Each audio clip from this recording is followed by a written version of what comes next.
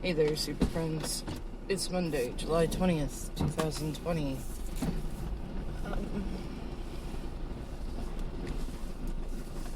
How y'all doing? I don't remember how I start these. It's been a minute.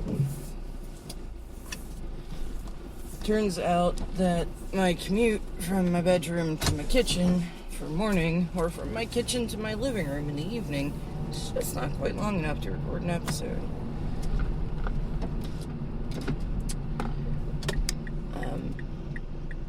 Sorry, I'm a little spacey this morning. I'm quite tired, which is why I'm going to get coffee. And still drive to wake up and greet the day before it gets started. I'm working. Anyway,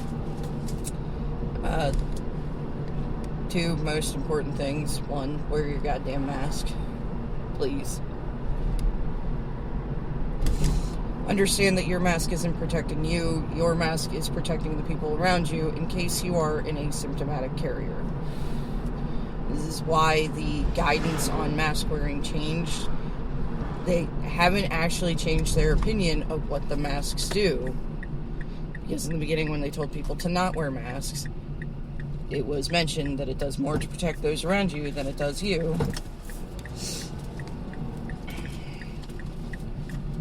And that's still the case. It's just, as watching the, spread through this country, it was determined that if we don't want to be on lockdown, we need to wear masks.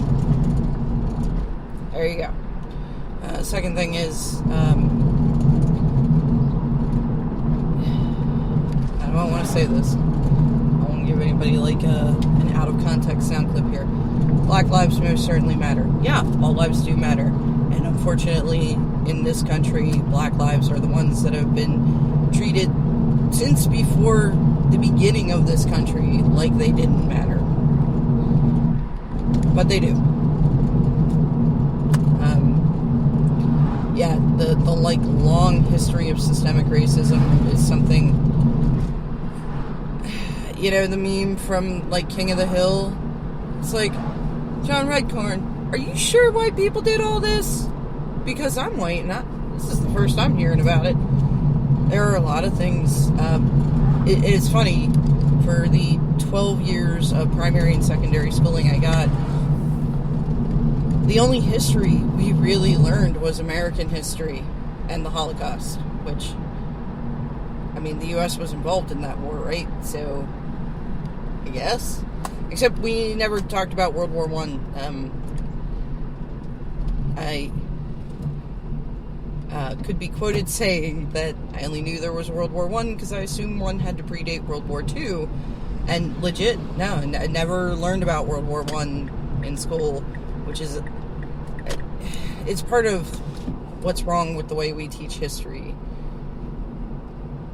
The outcome and after effects of World War I paved the way for Hitler's rise to power and for World War II to happen. But no, we like to talk about dates. What guy, because the vast majority of the important ones in history are guys, on what exact date said what exact words that caused this to happen? And that's about the only cause and effect we get. But no, we didn't talk about the bombing of Black Wall Street. We didn't talk about the MOVE bombings in Philadelphia. I live in goddamn Pennsylvania. Boy, can I tell you about every goddamn battle that happened in Gettysburg. But we didn't talk about war crimes against American citizens in their own country. No.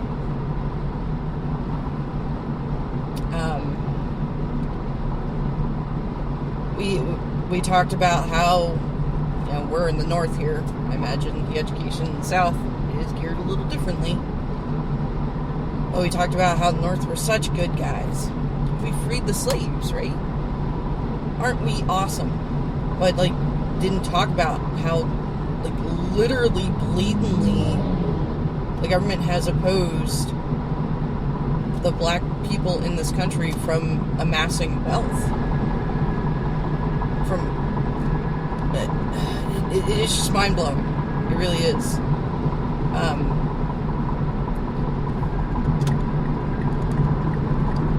But anyway, so yes, Black Lives Matter, systemic racism is a problem in this country, police brutality is a problem in this country, but police brutality is not the extent of the problem of systemic racism. That's a piece of it, and that is probably one of the costliest pieces as far as lives are concerned. But the systemic racism goes way deeper than that. The disproportionate amount of police brutality and being slain by police is just the very visible symptom. Anyway, so there's that. Those are the very, very important things. And from there, we're going to move into the drastically less important, but god damn it, I'm kind of annoyed. And the rest of this episode is going to be kind of a bitch session about the Magic community and my uncertainty whether I'm going to continue to be a part of it.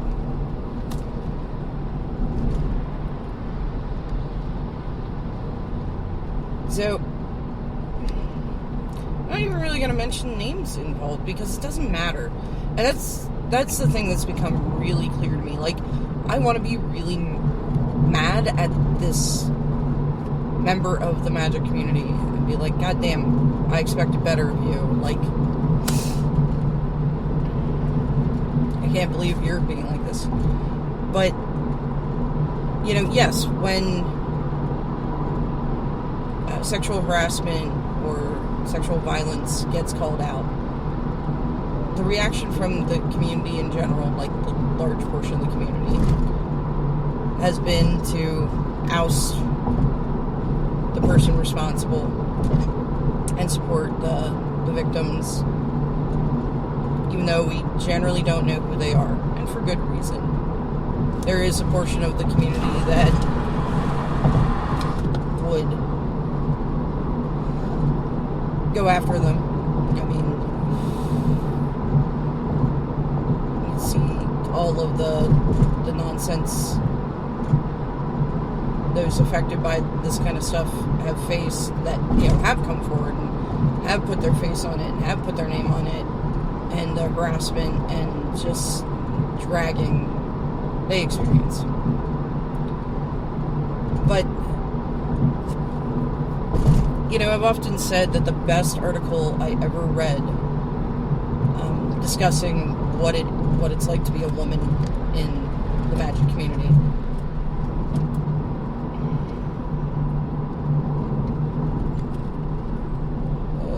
whoa there, big old truck, please don't hit me, I'll cry, real tears and all.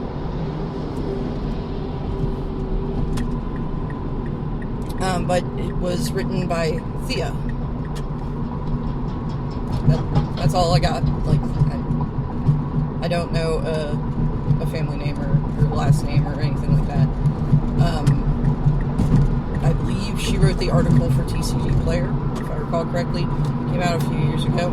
I shared it when it came out.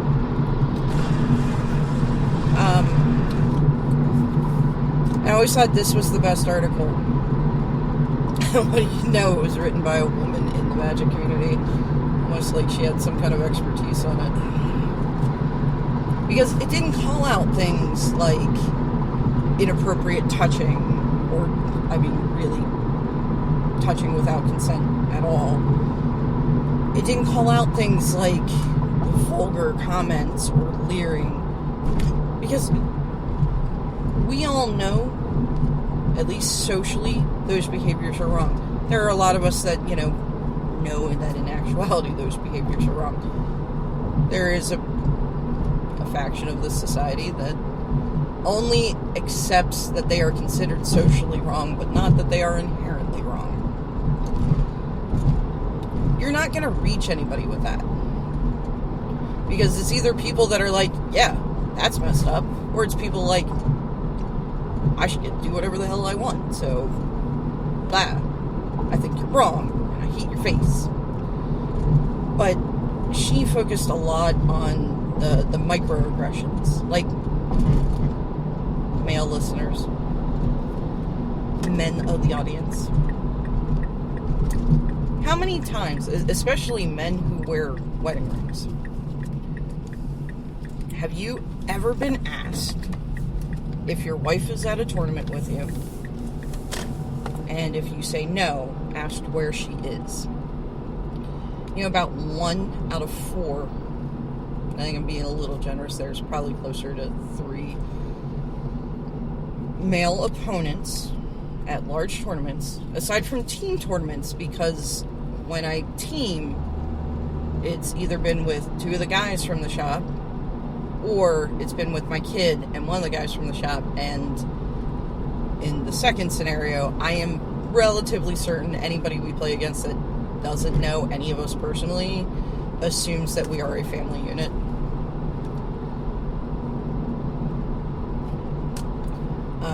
So I don't tend to get asked at team tournaments, but in, you know, the solo tournaments I've done, which admittedly I have a small sample size, it's only like, I don't know, 3 or 4 maybe. I'd say it's probably about 1 out of every 4 male opponents asks, oh, is your husband here with you? No. Oh, where is he? He's at home with the kids. And, I wouldn't say these men who ask me this are mean or are inherently sexist. It's just making small talk for them. But can you imagine what it would be like? Now, if it's a female player asking a male player, that is open to misinterpretation, that she's trying to gauge if some attention would be welcome. If it's a male player asking a male player about where his wife is, that would be creepy, right? Right?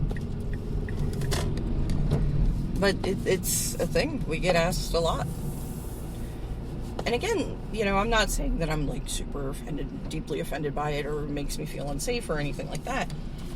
But it is one of those microaggressions. It's an ingrained misogyny that has been for so long that we don't question it anymore, that we don't see it as odd or, you know, improper. It's just small talk when a man talks to a woman and she's wearing a wedding ring. So I think, you know, that's the more important stuff to focus on. Is these things that, you know, decent men, because the community is primarily composed of men. That's not the right word, but we're just rolling with it. But the organized play Magic community is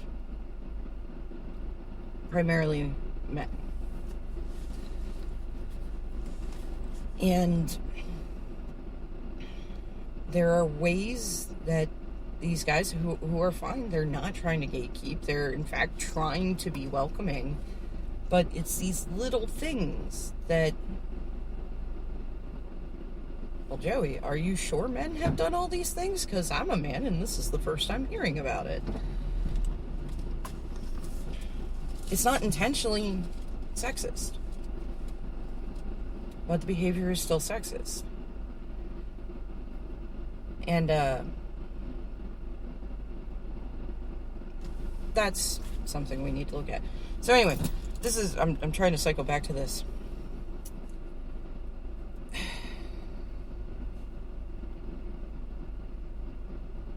So, I think as a community at large, there's a lot of things like that good, well-meaning, decent people in the community get involved in, and it's not meant to be toxic or aggressive behavior, but it is. And the thing is it's all a matter of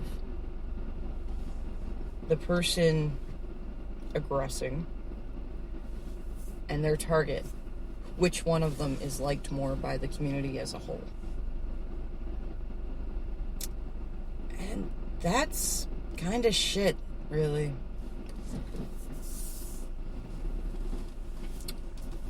I'm gonna pause you here real quick.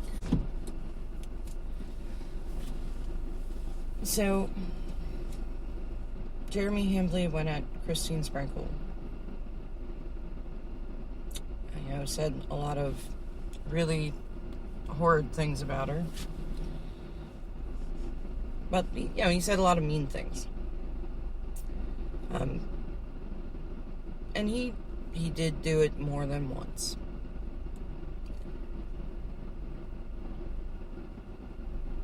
And Christine Sprinkle was quite loved by the community, and at that point, Hambley wasn't. When she announced that she was leaving the community because of the harassment she had faced that stemmed from him making videos about her and whatnot, the community rallied, and he ended up with a lifetime ban from the DCI.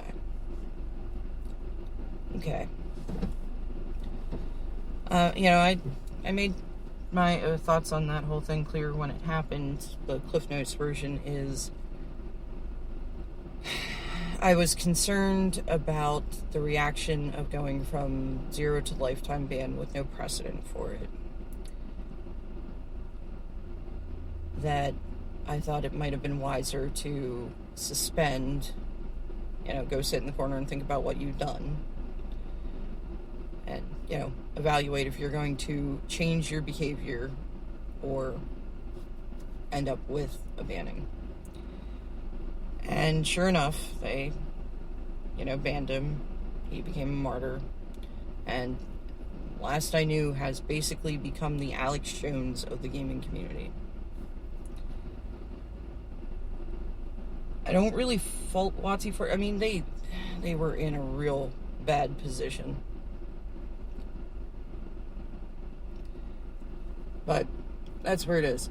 I'm not defending what he did or saying that, he deserves to be part of the community. I'm saying that they took away the only carrot that they possibly had to get him to reevaluate if it was worth, being an edgelord.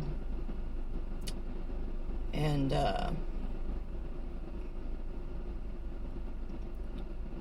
then all bets are off.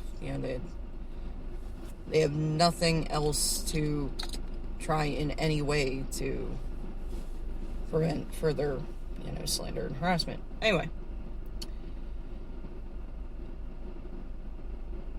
So, of course the incident I'm talking about, or that's kind of spurred this, and it has me doing a lot of thinking about it, because, my initial reaction is, forget Dylan Hand. What a jerk. But I don't think Dylan's a bad guy. Really don't. Sage and I met him, Baltimore or Philly, one of the two. And he was nice to us. We didn't chat long. Everybody was busy and whatever, but got him to sign her mat and whatnot. And, he was perfectly fine. But pretty much every player I've interacted with, concerning the high-profile, well-known players, has been fine.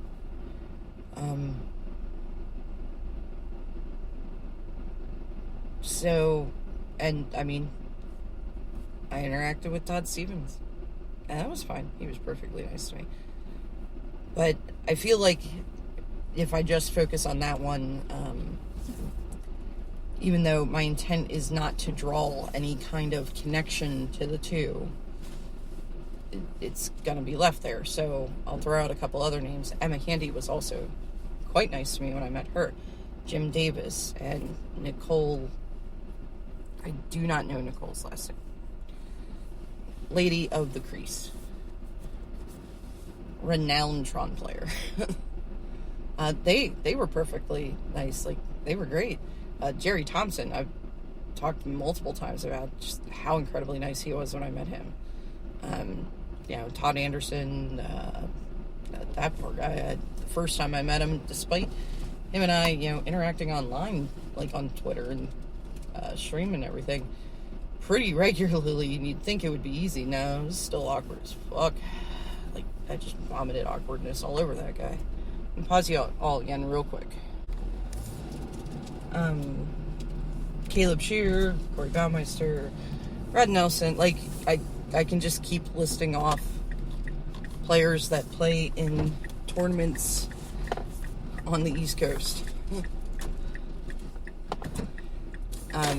All have been great. So, understand when I mention somebody like Todd Stevens, I'm not saying Dylan is in any way like Todd. But I'm saying I can't just accept that, oh no, I mean, they were nice to me when I met them, so clearly they're a fine and upstanding citizen. As we all know, that wasn't the case with some. Do I want to go this way? I feel like I don't want to go this way, but I'm going to go this way. Okay. So, I don't think Dylan is a bad guy. I don't think, he's a rabble-rouser. I think it's just the kind of climate of this community. So, Bebo, if you're not aware of who she is, and as part of the Magic community, you're probably not. She has a large portion of the known Magic community blocked on Twitter, and uses things like blockchain to, block this person and all their followers.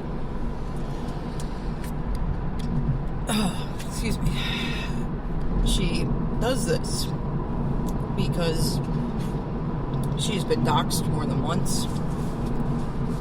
It's frequently the focus of harassment.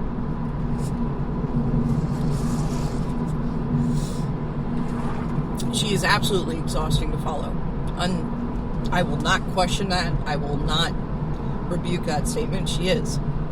But she's absolutely exhausting to follow for the same reason the last 4 months of the news cycle has been exhausting to follow. I am white. I'm cis. Cis. I'm not sure which syllable the emphasis goes on there. And I am presumed heterosexual because I'm in a heterosexual marriage. So, I have a lot of privilege in the world.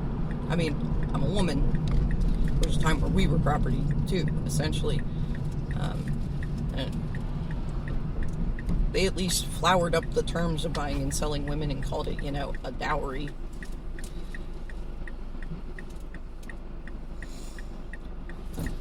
But, I am a very privileged individual. So, yeah, it is difficult to have to face things that I don't think about natively, like that don't occur to me as problematic, and have to see them that way. I used to use the word lame, Oh, yeah, that deck's so lame. I hate it. Until it was pointed out to me that that's ableist language. Using the word dumb is ableist. The proper term is mute if you are using it in the proper context. But somewhere along the way, dumb, which was a kind of less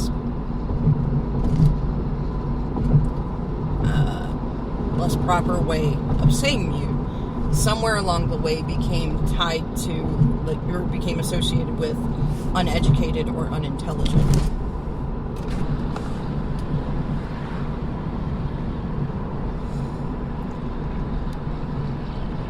So I've learned that, I had this ableist language in my lexicon that needed removed.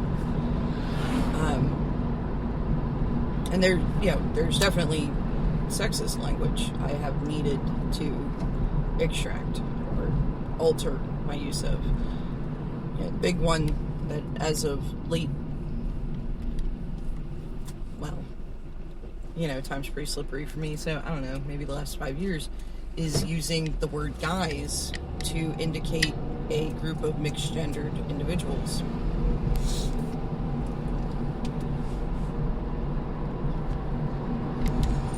When we generally associate the word guy as male. So,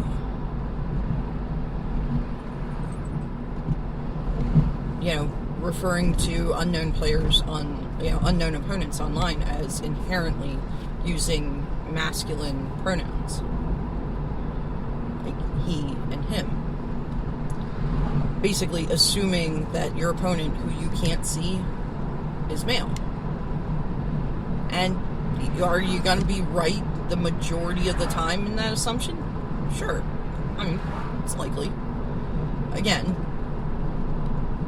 as far as players that partake, and I think the ratios are starting to shift, but as far as players who partake in organized play products, or, like tournaments and play on Moto, probably not so much arena anymore. Well, I don't know.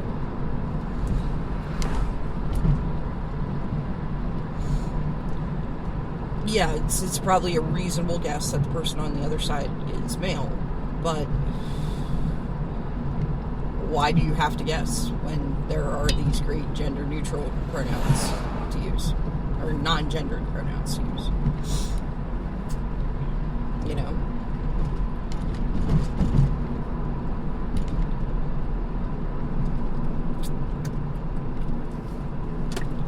And I'm driving on some old roads I have not been on in a very long time, like we're talking over a decade. And I hope I remember where they go. Otherwise, this may be really long. These are things we've adjusted on.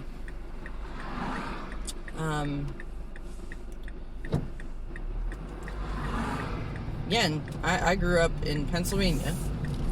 We are the Northeast, though pretty close to the Northwest, I guess.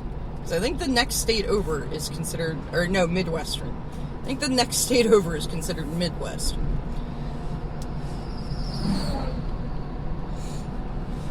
And still, when I was a kid, the word rigging was generally prefaced with a racial slur. And if you're about my age, you probably know what I'm talking about. And somewhere along the line, we decided that, you know what? No. Let's not be casually racist. I always preferred the term MacGyvering, but that's because I used to watch MacGyver with my dad when I was a kid.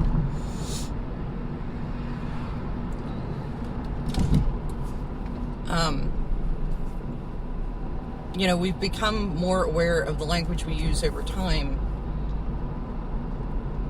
and its effect on other people, right? So, Bebo is, she's really huge in the social justice side of things. She's not really a Magic player, but she is very connected in the tabletop RPG and board game communities, and the intersection between Magic, tabletop RPG, and board games is significant. So, from time to time, she posts about things that concern the Magic community. It's not terribly frequent, but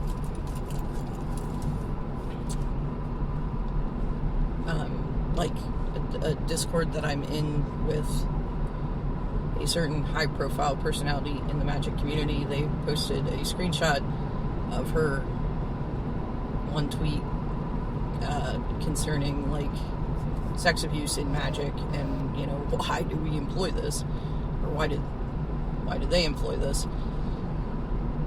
And I wasn't aware of the tweet, and I didn't know the specific context of what she was talking about in that tweet. It turned out it's the like story department head guy that wrote a book that is akin to Lolita, and glorifies the book Lolita.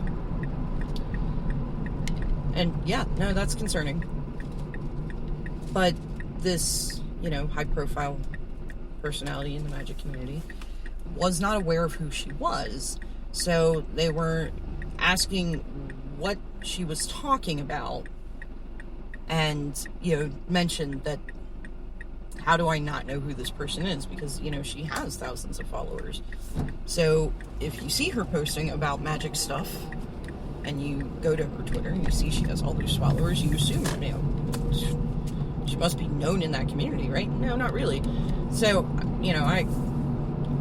I said I couldn't speak to, the context of the tweet, but, as far as who she is and why you probably don't know who she is. But she is involved, while not involved with Magic, she is involved with WotC, as WotC owns Dungeons & Dragons, and yeah, that's a tabletop RPG. I've followed her for a while now. I came across her because she was closely connected to TJ Rogers, and I just think TJ's great. I mean, he's just like happy, lovable. My perception of him. I don't know him. I just know him from following him on Twitter, and the personality he puts out there is just bubbly, happy, lovable. Just totally adorable. So her and I follow each other, and maybe that's why even I'm reacting to this more than I would if it was somebody I'd never heard of. Maybe my perception of it would be different, because this is the way things are. So she posts what I assume has to be a screenshot based on the screenshot that Dylan posted, obviously taken in dark mode, and the tweet she's referencing showing in like the regular day mode, I guess, on Twitter, where this woman, and I do not know who this woman is, I don't recall her name, but she, it's a joke about, if you don't drink coffee, are you even a person? And Bebo's take on it is, this is the kind of thing that I'm gonna unfollow. Dehumanizing, especially over, something so petty, is, miss me with it. I'm not here for it.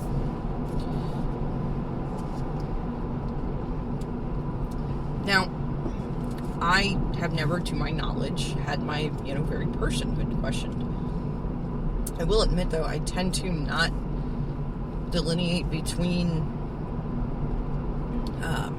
type of asshole. I have been apparently subjected to like real misogynist bullshit and just not picked up on it. I'm like, no, you're just an asshole. Like, I'm just gonna write you off and whatever.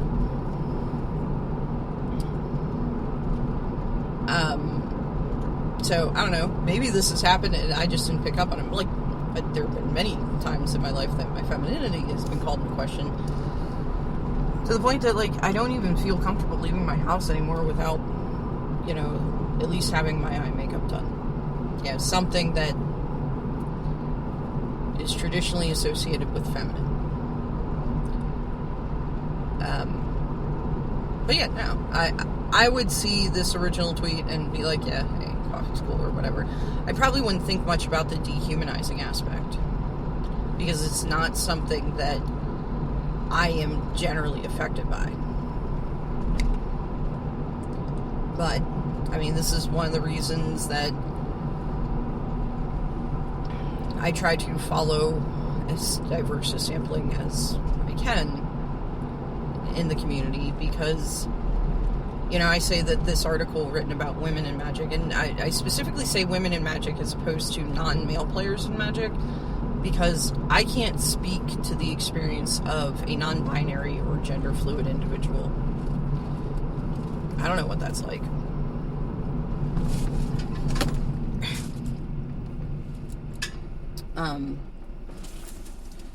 I don't know what different forms of discrimination or microaggression or, you know, anything that they face.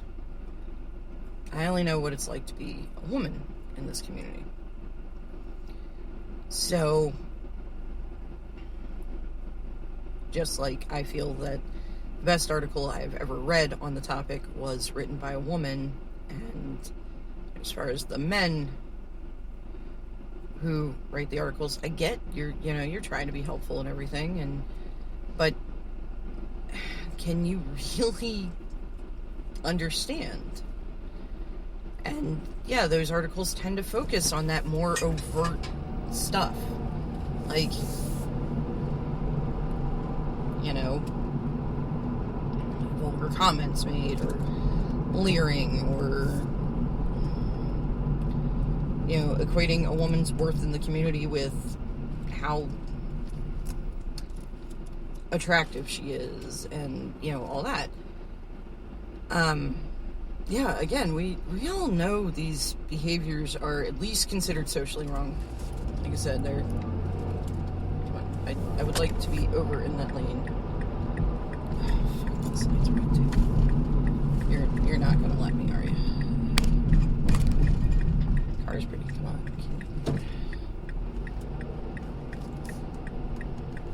I know, I should have gotten over here sooner, but here we are. Whether one believes that they're actually wrong or not, you know, they are socially considered wrong.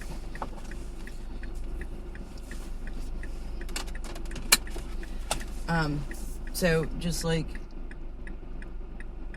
I feel that a lot of men trying to write on the topic have kind of missed the mark, and I don't feel well represented by it usually. You know, when learning about what it's like to be in this community as not white, I can't know what it is to walk that. So I'm going to listen to other people tell me. Like, I'm going to listen to black members of the community, or brown members of the community, you know, non-white members of the community, races other than Caucasian, tell me what their experience is like, rather than listen to a white person go on about the experience of other races in this community. So, but I like and respect Bevo. As this thread went on, some things were mentioned that, like, clearly Dylan has a personal problem with her.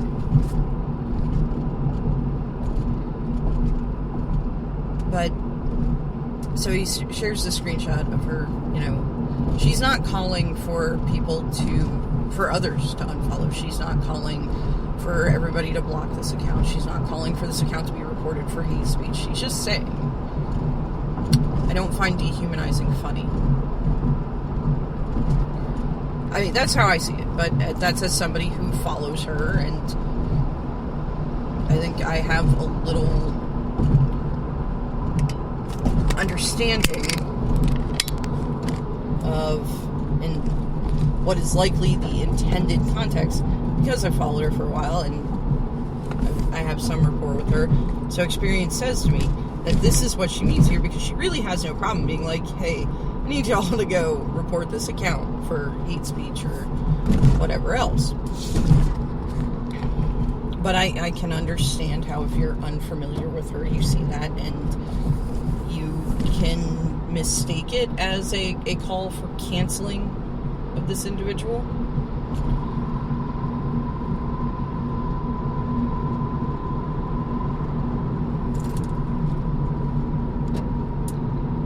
But yeah, Dylan shares this screenshot with his caption along the lines of, "So glad in 2020 we are canceling people over text notes, jokes about coffee." But see, that's the thing, is it wasn't just a joke about coffee. Like, it wasn't like, there was another meme somebody in this thread shared, wondering if this would get them blocked by Bebo. That was, there are two types of people in this world, you know, people who like coffee and sad people. No, because you're still calling them all people. They're still all people. And that's what's being missed here. It's not that the joke's about coffee. It's that it's dehumanizing. It's like, you know, the old joke that at some point was considered funny by somebody. You know, it's not rape if it's your wife. The joke's not about the wife. Okay? To insist that, oh, so, you know, guy can't joke about his wife now, it's to be obtuse about it. No, the joke is about the rape portion of it. So,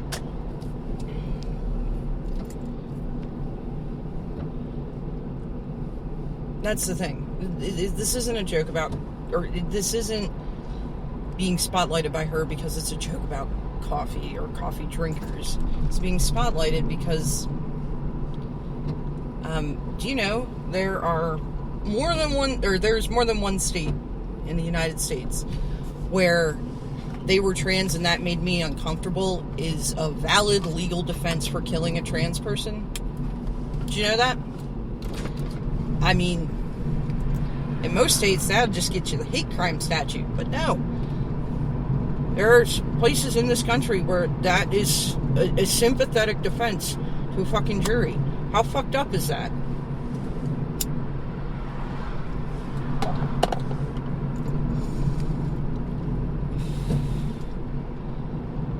It's pretty fucked up. And dehumanizing, it's something that I have become aware that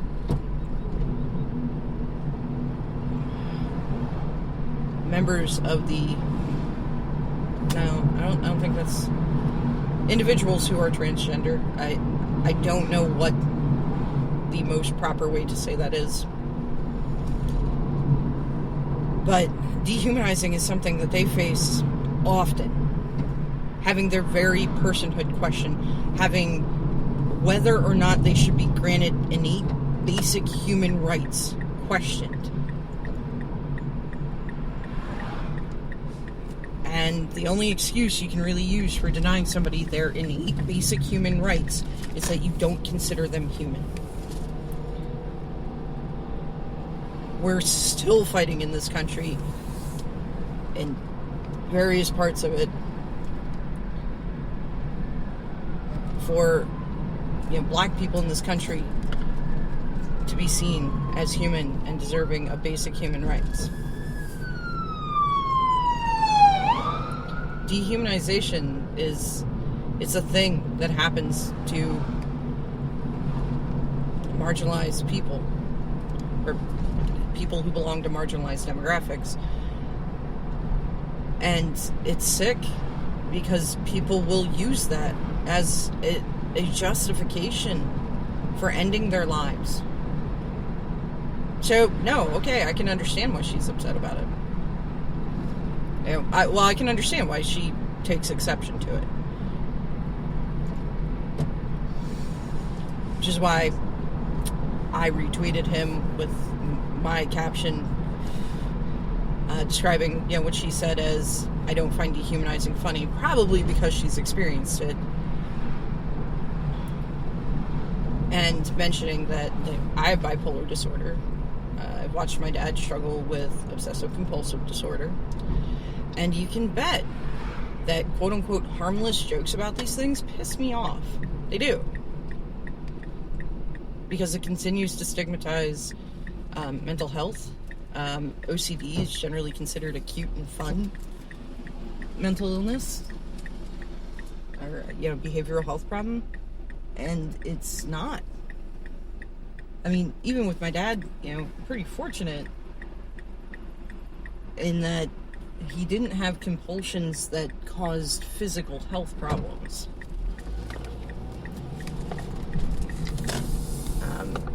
His mostly revolve around, security,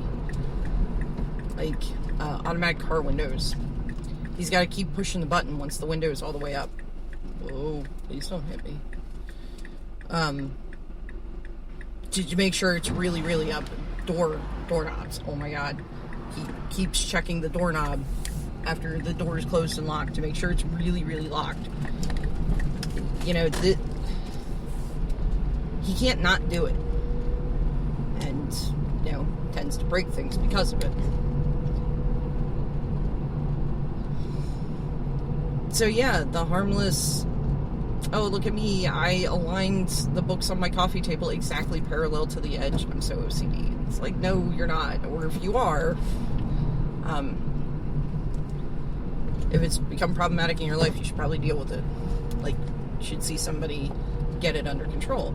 I mean, I notice certain behaviors of mine that make me somewhat concerned, but I think mine's more of a symptom of anxiety. It's just taking control of things. The volume and temperature in my car have to be set to intervals of 5. It just damages my calm if they're not. When I shuffle, my magic deck, I count how many times I shuffle, and it actually, really damages my calm when I get knocked off count. Bugs me. And it's a control thing.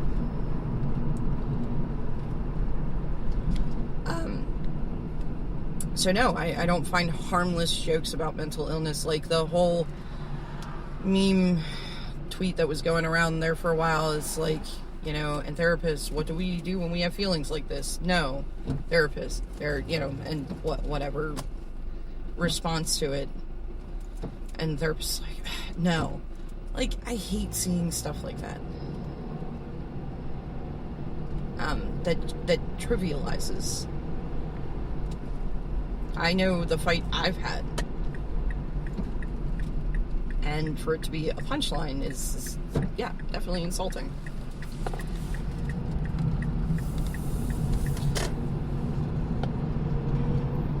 But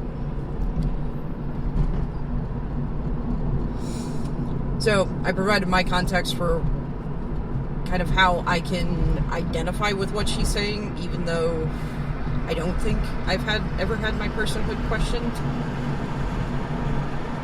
And Dylan pretty much blocked anybody that disagreed with him that she was being oversensitive or whatever. And I mean, that's fine, whatever. Dylan gets to block whoever the hell Dylan wants to block. It's his Twitter account. I'm not upset that I was blocked. I'm upset that before that point, reading through this thread, seeing how hard he leaned into this when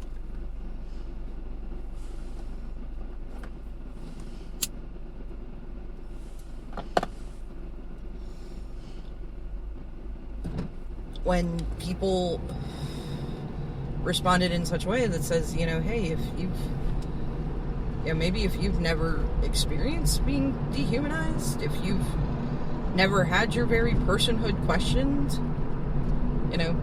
cis white male, you don't get it.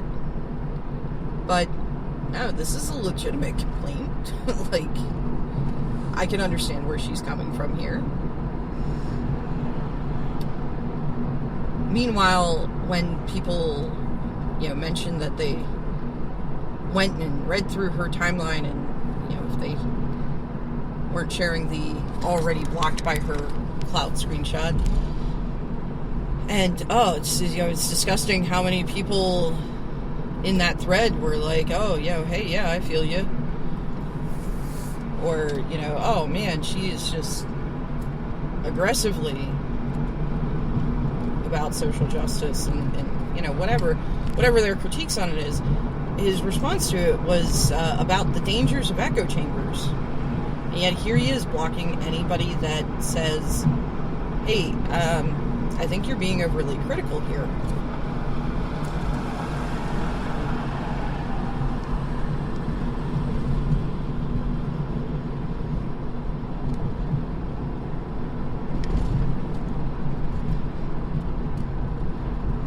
Oh man, all these cops making me nervous. I don't even know what's going on. Whatever. And the thing is, like, Athena Froelich is very into social justice. Speaking out against the negative things that women in the community face, and I could easily see her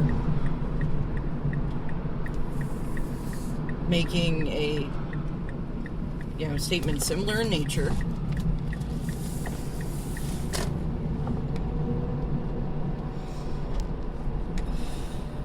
Do you know what would happen if she made a statement similar in nature?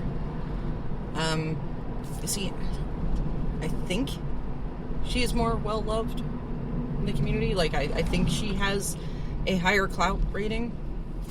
That I don't think it would have gone so well for him. I think people would have been way more aggressive about saying, I think you're wrong here. And I don't think you would have had near the amount of people saying, oh, no, I think you're right. Because that's the thing. If you go through and read this thread, but substitute Athena, or Allie Warfield, or Emma Handy, or any of these well-loved women in the community with Bebo, and you substitute Jeremy Hambley for everything Dylan said, I think the majority of the community would have a more aggressive response to this, and he would have actually gotten drugged. Now, I can't speak to, like, people who retweeted with comment that, like, I'm not connected to and I didn't see, but from what I saw, people that disagreed with him did so in a, polite, respectful manner.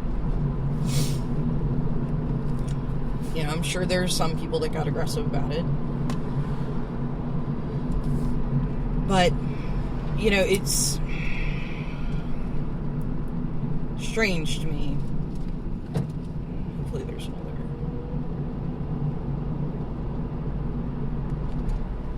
Yeah, we'll turn off there.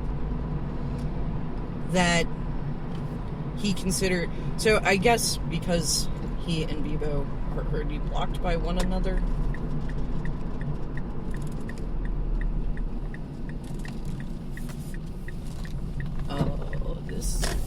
Oh no, there's a stop sign. Okay, that's weird. Why are there cones in front of your driveway? That's weird. I guess this screenshot was shared with him in a group chat, and I'm basing this off of things he said. Yeah, I'm blocked, but of course I have an alt. Helen doesn't have an alt on Twitter. So, he, definitely came out and said that the screenshot was shared with him in a group chat. So he made the decision upon seeing this shared with him in a group chat to, pull the screenshot out, save it to his phone or computer or whatever. I have no idea where I am. This is starting to, really... Oh, there we go. Haha!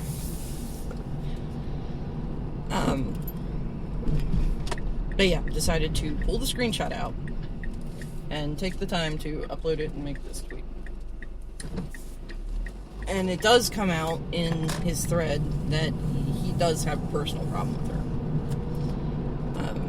one point when Bebo was doxxed again, and this has happened to her multiple times, somehow, and there's conflicting information there, and I'm not aware of this particular interaction. He feels that his friend was falsely accused of either doing the doxing or being, participating or supporting, and she, dogpiled on his friend erroneously, which he felt was wrong, by the way. So as far as, him posting this about her and potentially dogpiling her, his statement on it was, well, as far as I'm concerned, she gets what she deserves. Play stupid games, win stupid prizes.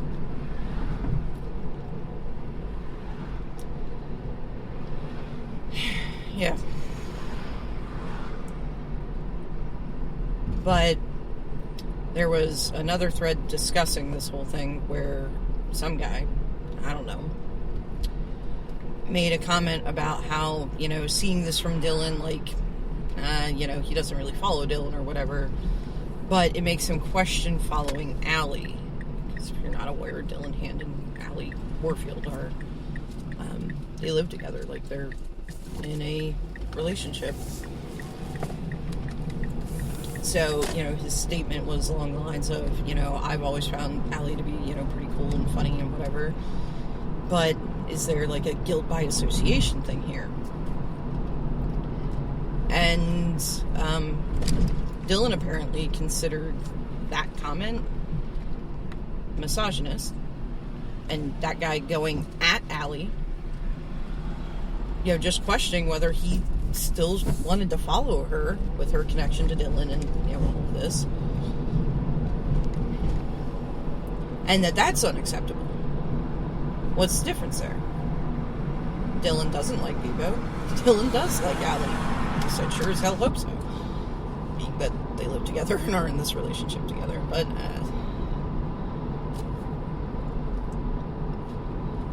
I do believe that. I just, thinking back to when quarantine started and all the comments about, stuck at home with the wife. Worst fucking fate ever. It's like, wow. You love your wife a lot, don't you?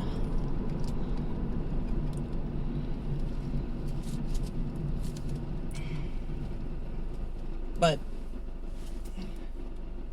now, as far as, Allie supporting him, do I expect Allie to break up with him over this? No, of course not. Because, again, I don't think Dylan's a bad guy. I don't.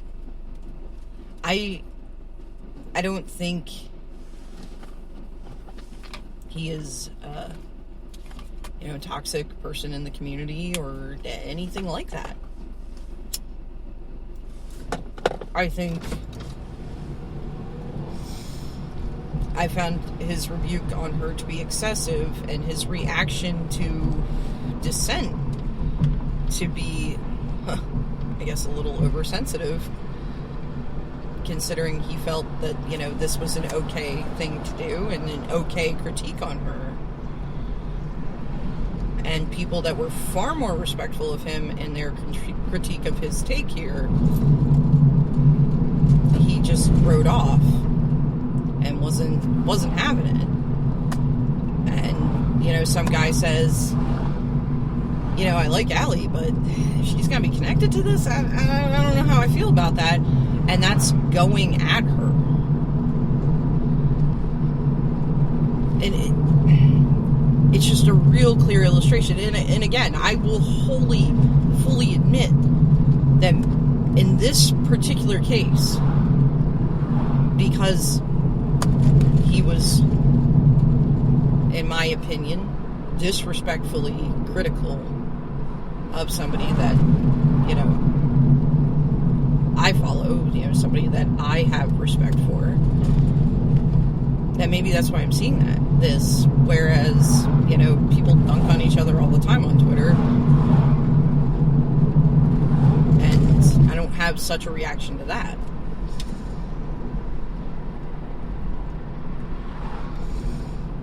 I mean, it's also sometimes tough to tell. Like, you watch the way, like, Ross Miriam and Tannen Grace interact with one another on Twitter. If you know, didn't say, listen to, get out of my way, the Pioneer cast, and see them interacted in each other's stream chat, and kind of hear the tone of affection when they talk about one another and everything, you know, you might assume that they're, like, really being assholes to each other. And I mean, I guess they are in that way, that, you know, you're an asshole with your friends.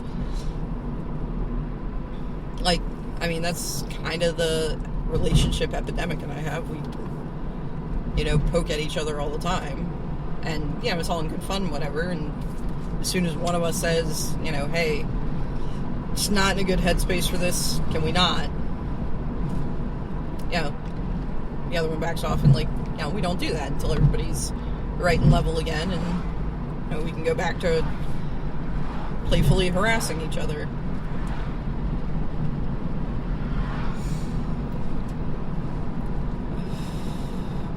I've watched people get indignant on other people's behalf over, you know, something that they felt was mean or rude, and it, you know, it's like, no, you have to understand, like, we're good friends, this is fine, like, thank you for your support, but we're all good here.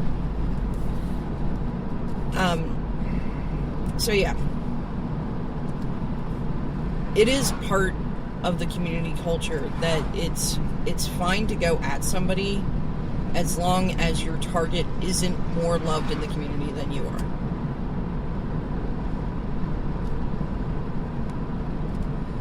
You know, some of the people I saw participate in this thread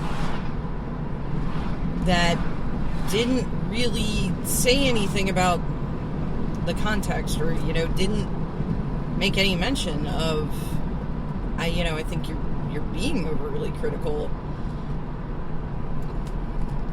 that are people that I see as the kind of people that do call that kind of stuff out. And why aren't they here when I've seen them call out pretty much the exact same behavior in others? And if you did take something that, say, Allie Warfield tweeted, or Athena Froelich, and made the same kind of critique of it in a kind of flippant and disrespectful manner, how far would that fly? Because I'm guessing not far.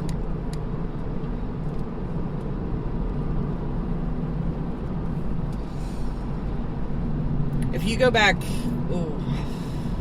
probably about a year ago now, when the Team Nova scandal broke, Allie was with Team Nova at the time, and she knew about the scandal and finished out the season with them. And,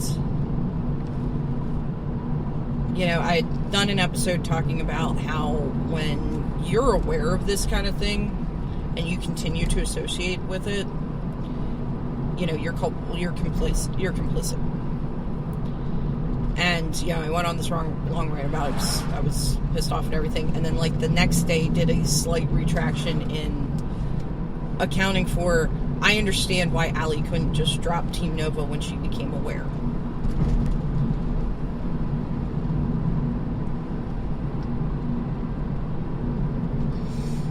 I have the privilege in that both my husband and I work in high-paying fields, and we're both in tech. Different factions of it, to be sure, but, you know, he's in networking and I'm in programming.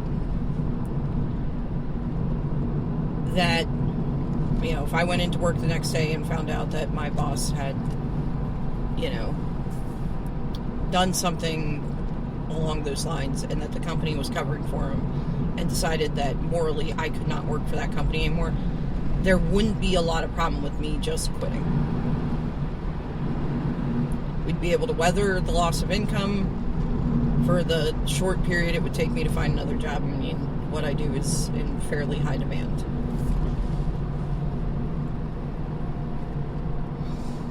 Oh, turtle.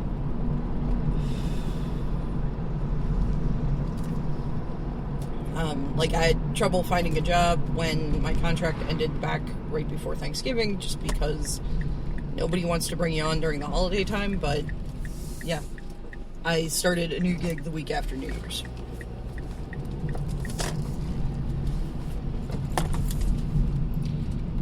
So, because, yeah, you know, my initial reaction to this is, you know, it's just like when the Todd Stevens thing broke and Daniel Fournier's comments about how it was a poorly kept secret and he knew all about this. And I'm like, really, dude? Because you open your head about just about anything else and you sat on this? But there does have to be a certain accounting for if coming forward against somebody would put the victim at risk or put them in a position to have to come forward before they're ready to. You know, that it's a murky area. You know, the knee-jerk reaction to say, how the fuck could you know about this and not fucking do anything about it?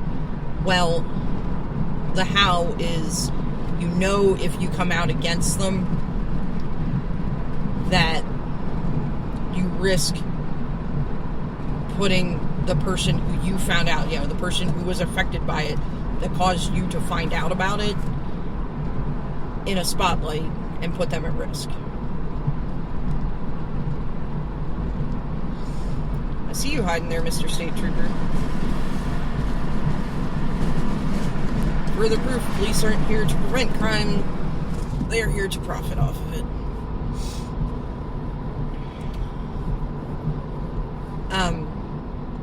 And so I made exceptions for somebody in Allie's situation. You know, at the time, she does have a full-time 9-to-5er outside of Magic, but she's also, you know, trying to break into the boys' club, so to speak.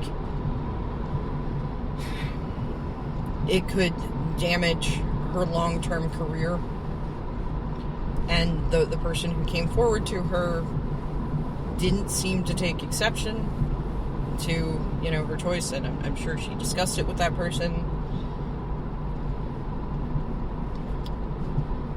But yeah, people who had comments to make about Allie not just dropping Team Nova right then and there, it was shut down pretty quick. The community as a whole, or at least, you know, the important people in the community, rallied behind her and said, you know, how are you going to do that? How are you going to go at her like that? And especially, and I will definitely grant this, people that were holding Allie accountable, but not the men involved.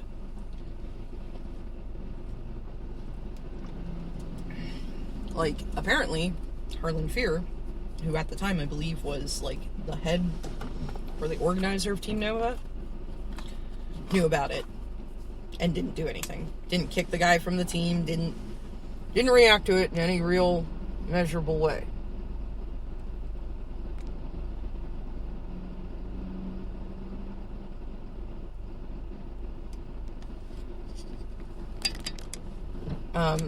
Shit, that's not what I wanted to do.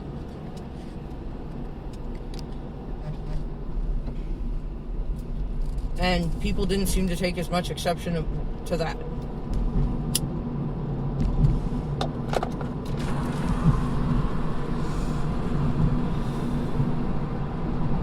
So, I don't know. It's all about how well connected you are. Like, perhaps I should just be grateful that instead of, you know, deciding to dog me about it, Dylan just blocked me. You know, best case scenario would have been I mean, I see what you're saying there, but I still disagree. But worst case scenario would have been him leveraging his following to, you know, come at me for criticizing what he was saying there. Because if he did come at me, like, who's gonna step up for me? Don't get me wrong, I'm sure there are some of my followers that I've formed kind of an acquaintanceship with, or, you know, even a friendship with, that would be like, dude, that's not cool. But I don't think anybody with more clout than he has.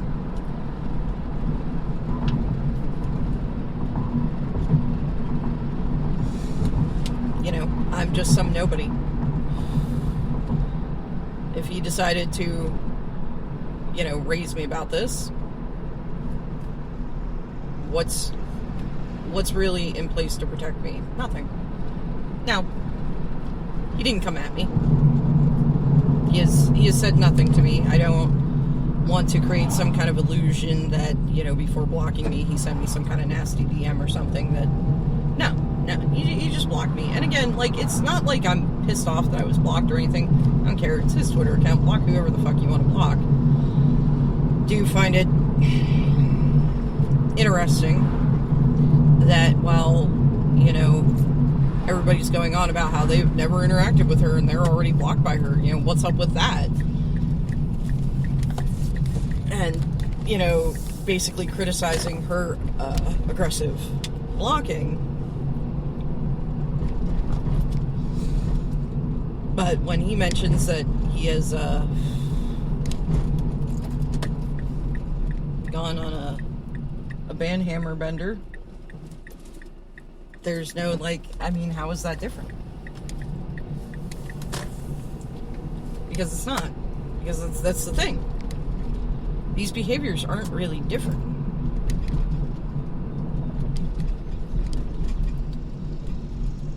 It's all in how much clout you have versus how much clout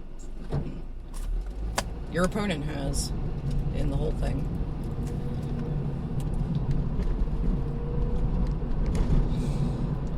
Is their clout shield sturdier than, you know, the damage your clout sword can deal? And it's just fucking exhausting. It really is. And it's, you know, leading me to definitely question whether I want to continue interacting with this community in any meaningful way.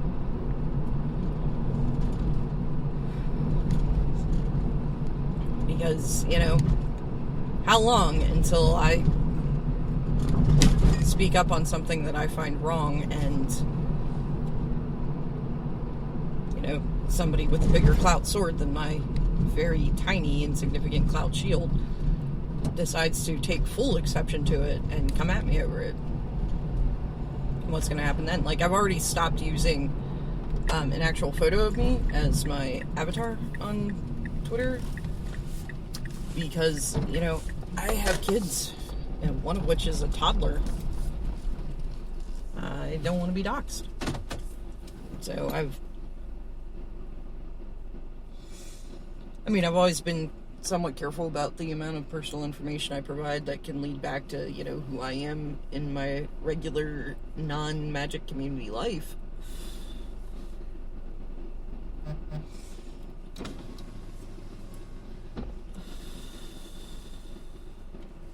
But, you know, for a while I used the same Twitter profile pic as I did for Facebook.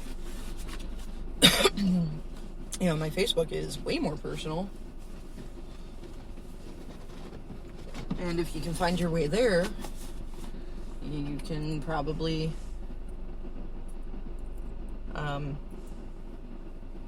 you know, get enough information to effectively dox me. I mean, maybe I'm a little insulated because my name's not on the paperwork for the property. You know, everything's in husband's name.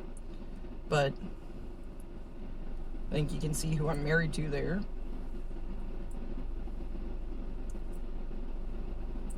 So there aren't a huge number of people in central Pennsylvania with the same last name, spelled the same way.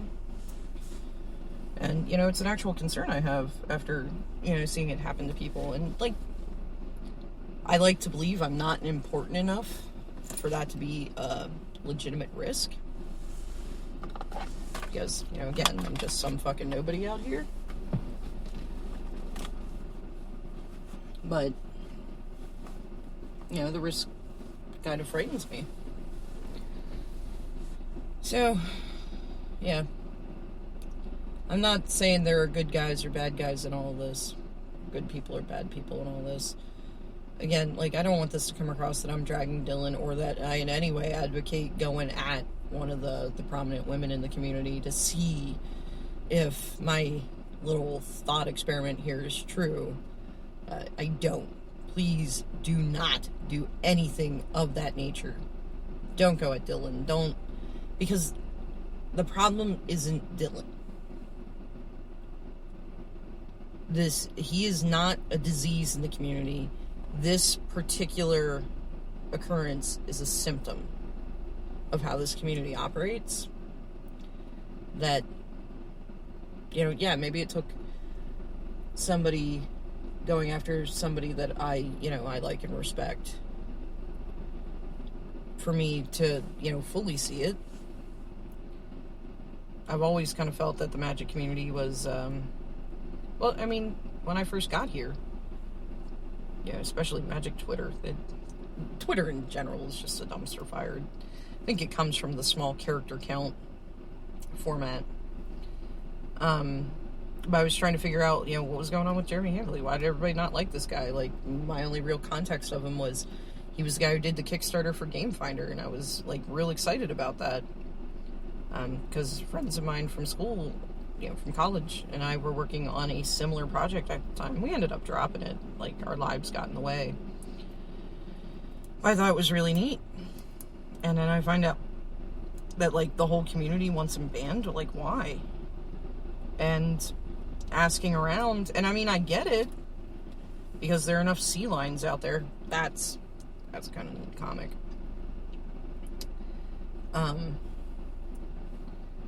People who enter into this, why do you want them banned?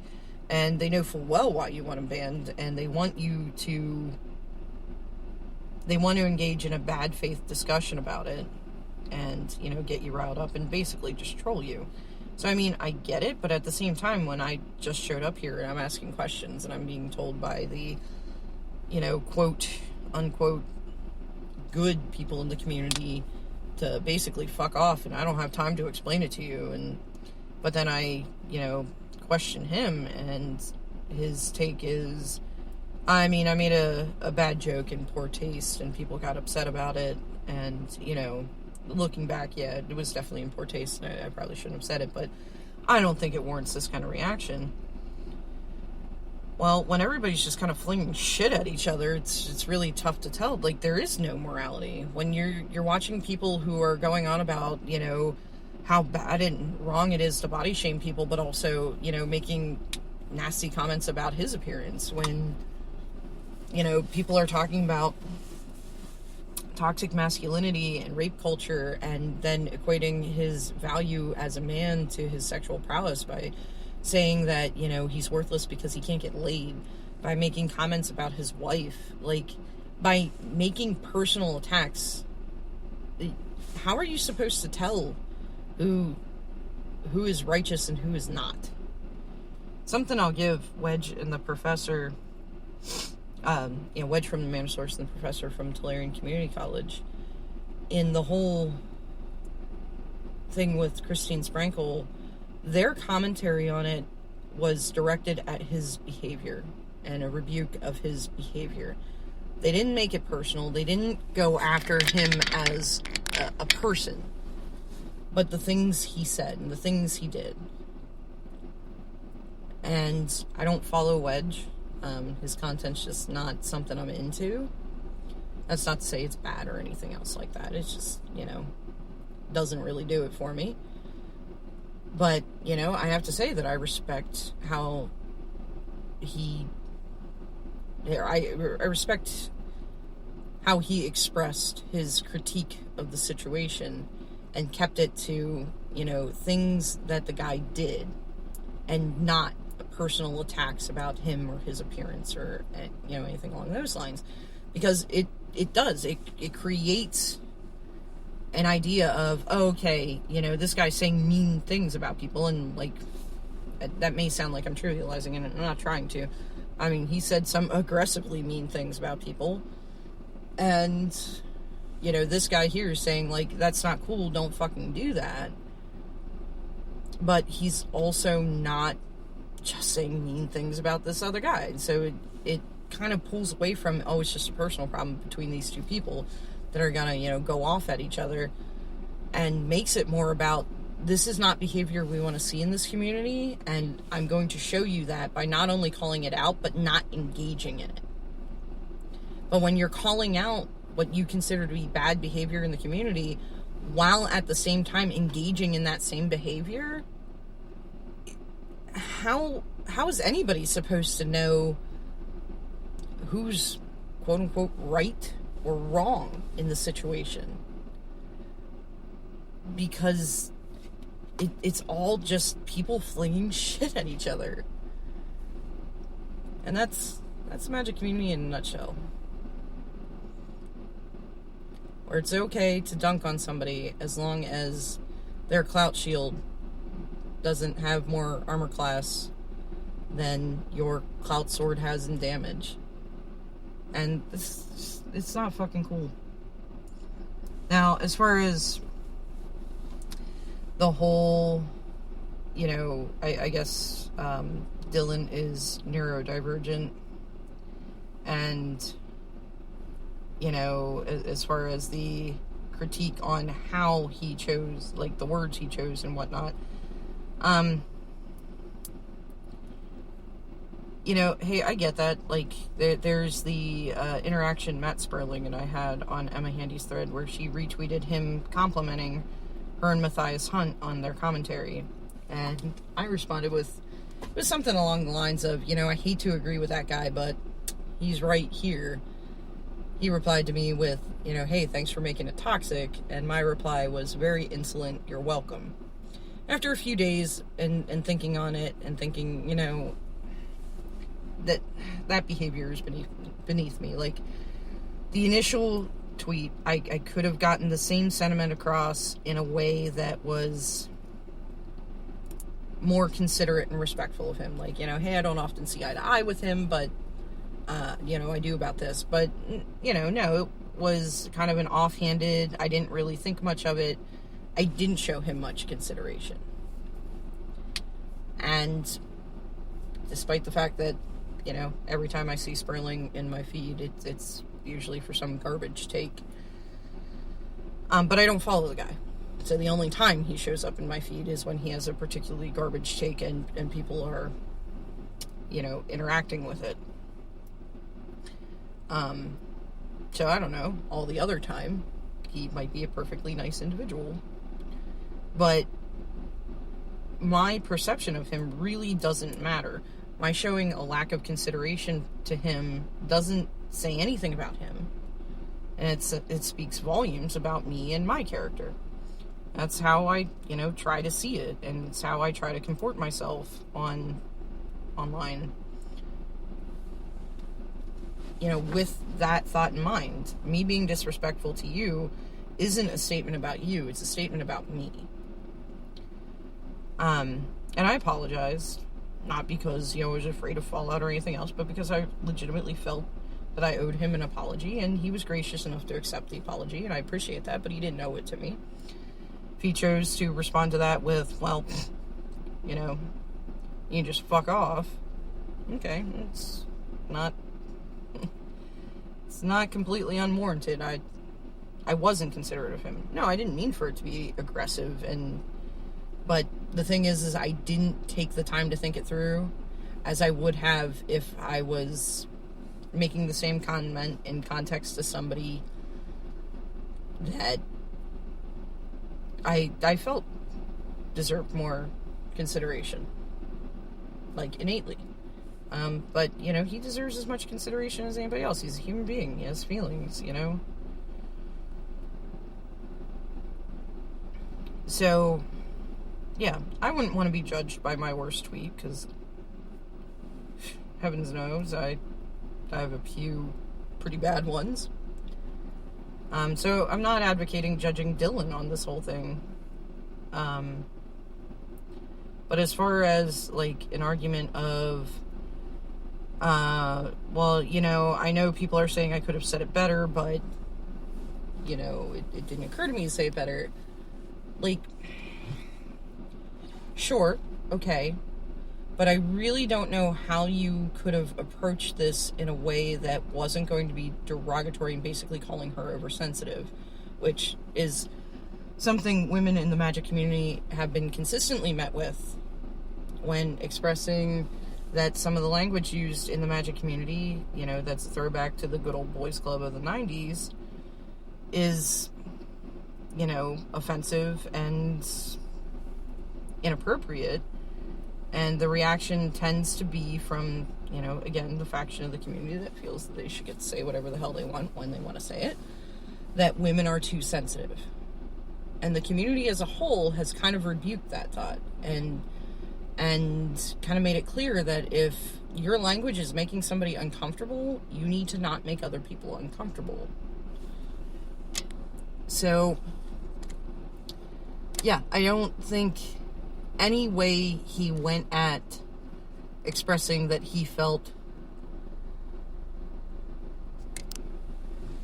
she was being oversensitive would sit any better with me personally.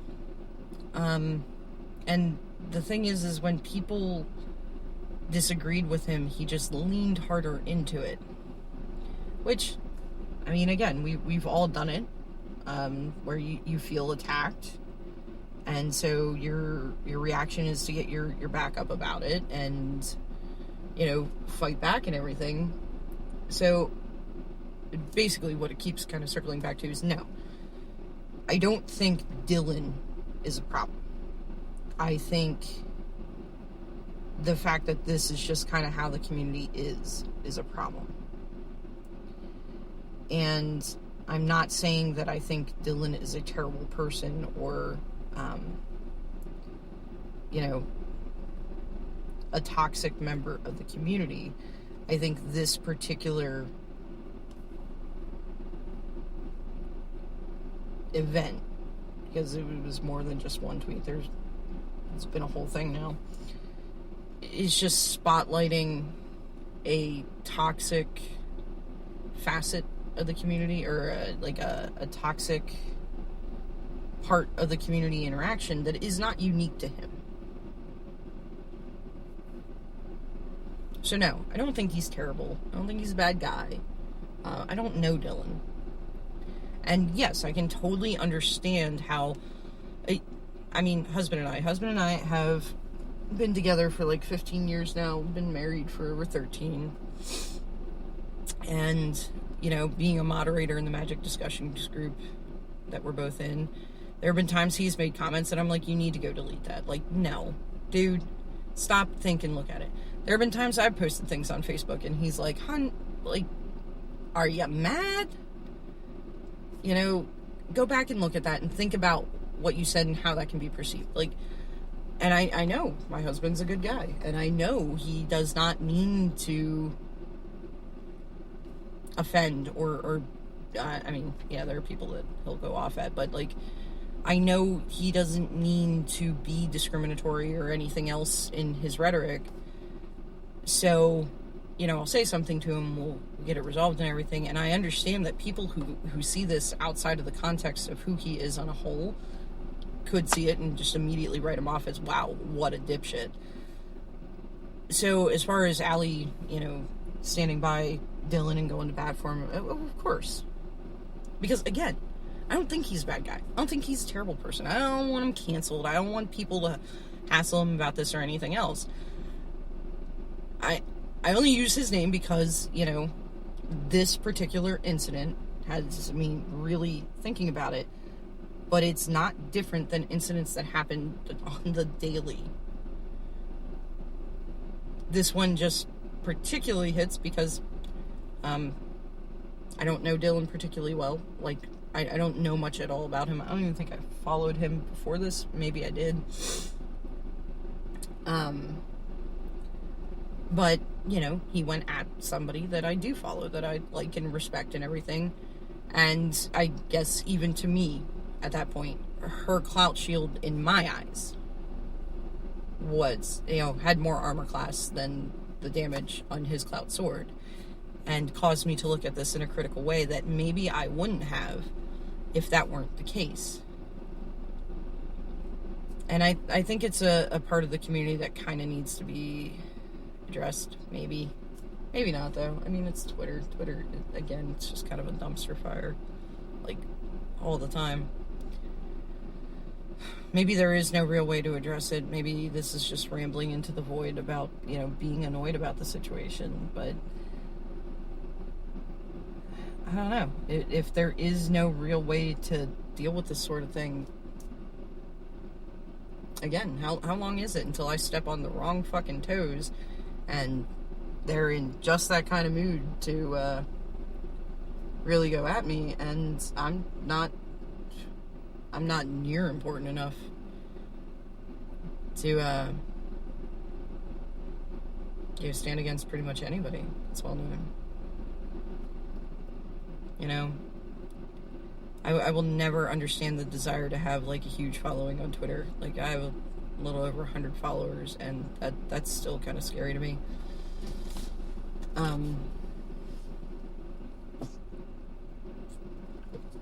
But in the grand scheme, I'm a real nobody. So if somebody did take exception to a response I made to them, or something I say, there wouldn't be much defense for me if they came at me. And I guess as somebody who doesn't have that, love from the community and everything, that's a little scary to think about, especially because, I frequently express my viewpoint, without much worry about it. Maybe I do need to worry about it more. But is it really worth participating in a community where you can't honestly express your viewpoint? I don't know. That's where we're at. So we'll close like we opened, I guess. Wear your fucking mask. By the way, you may have noticed, of course I was smoking while I was driving. I usually do.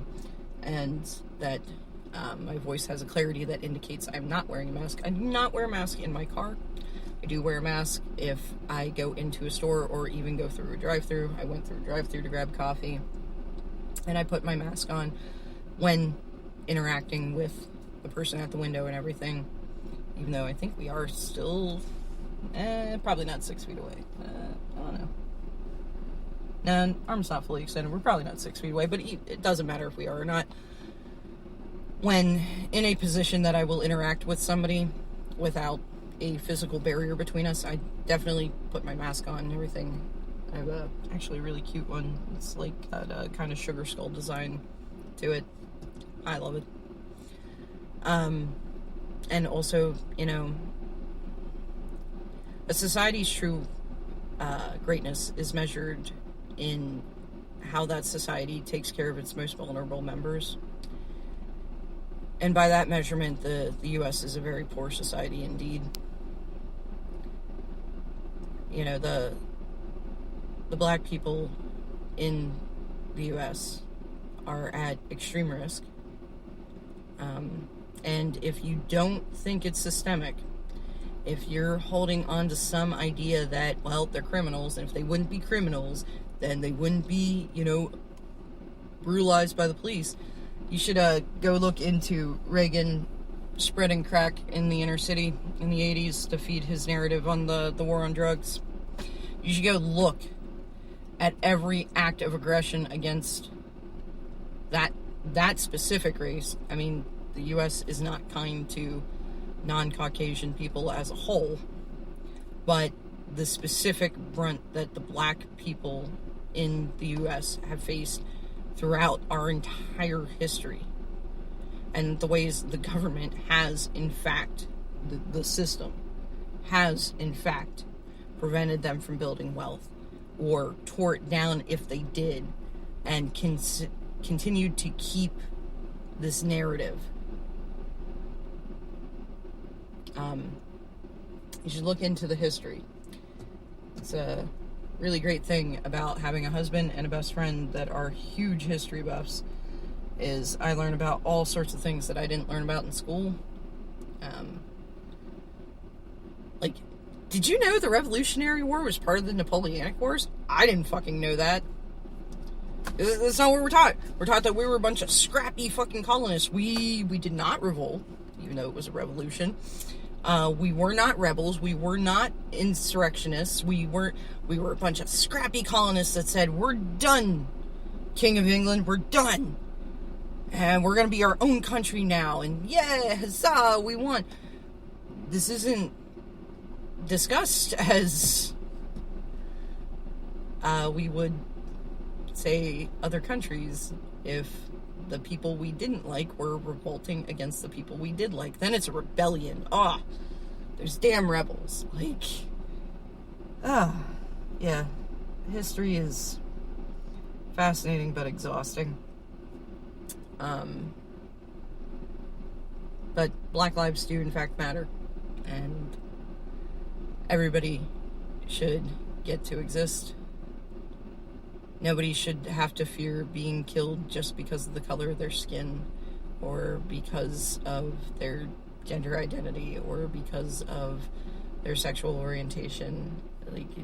It's just or their religion, any of it. All the humans deserve all the human rights. Period. That's it. That's the thought. So, I know it's been a while. I don't know when the next one will be. I usually go for a drive to go get coffee most mornings. Even though I keep telling myself I'm going to stop doing it, I wake up and it turns out I'm tired and I want coffee.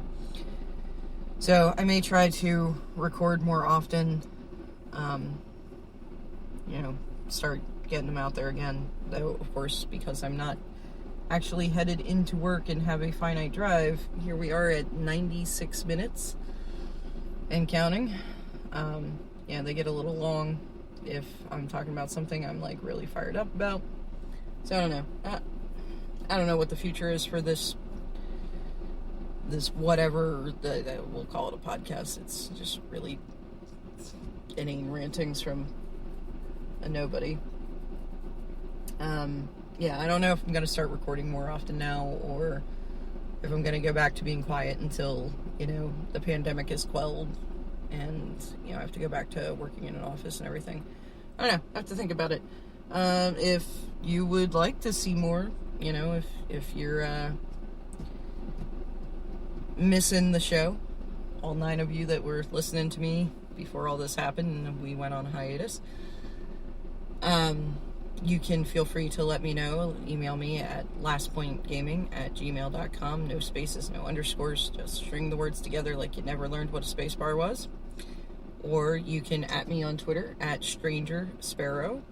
Again, no space, just run the 2 words together, both words spelled correctly. You can DM me. I believe my DMs may not be open right now, actually. I put my account on private. Your best bet for getting a hold of me is actually email, because I logged out of my Twitter, and I don't know if I'm going back to that. And if you're seeing this link posted on my Twitter, it's because the Spreaker app automatically feeds to all the social media I provided it with information for. So, if you want to see more, email me. You can try DMing me on Twitter if it's a thing, or adding me. I don't know when I'm going to log in again. And of course, I'm not going to give you my Facebook information or anything, because again, that's just be more personal. So, there we are. Let me know if you want to hear more. Maybe if I get even one request of, yes, please go back to recording at least once or twice a week. Maybe I'll make more of an effort to do it. But that's where we're at. Wow, we're up to 99 minutes now, and I actually really got to get to work. So, as always, if you made it this far with me, thank you very much for listening, and I don't know when I'll talk to y'all again.